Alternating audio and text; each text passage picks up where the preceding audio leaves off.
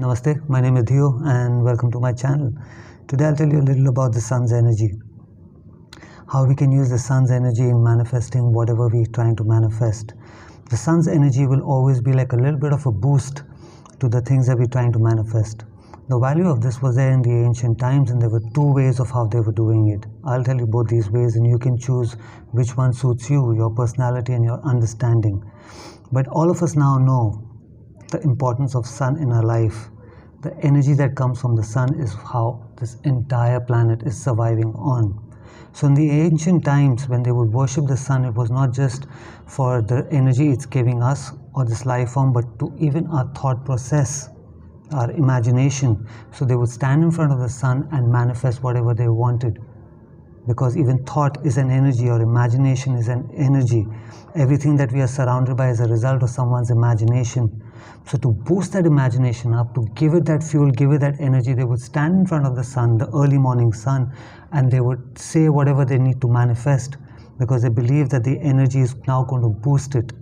So this was one technique which you can follow, is get up early in the morning, the early morning sun that's rising. You don't have to see the sunrise, but the minute the sun's up in the sky, you start manifesting, you start saying the affirmations that you want, or the manifestation, what you're trying to manifest. You either say it out loud or you say it inwards, but you say it with that understanding that now the sun's energy is going to be a boost to whatever you're trying to manifest. This was one. The other one was a little tricky, was a little, I call it the Badmash version. Badmash means the mischievous, the naughty version of it. So this version goes like this. Now, everything that we are surrounded by is an illusion, is Maya. This is not an understanding of today's time, it's an ancient understanding of this fact that we are living in this virtual reality. So like a projector has, if you've seen how a projector is, the projector has a lens which is like an eye from where everything is projected outwards to the screen that we are looking at. Either it'll be a screen or on the wall that every projection is projected onto. So in the ancient time, they too believed in the same process, that everything is a projection that is there, and there's a projector. Okay, so the sun was always called the eye of the projector. They never knew at that time that, okay, there'll be a projector like how we have in today's time, but they always knew that this eye is what is projecting everything that we are saying. This eye has a lot of energy. So what they would do is, they would mess around with that eye. So since everything is being projecting from the sun, they would stand in front of the sun and project in front of it what is going on in their mind, what they want to manifest. So let's say in those times they wanted to manifest rain, they would stand in front of the sun and imagine rain. So now the sun's got its imagination, projection going on. They're projecting their imagination into the projector itself through the eye. That's how they did it at that time. That, okay, you're projecting here, I'm going to project something onto you. And this is how they manipulated this entire system into getting what they wanted.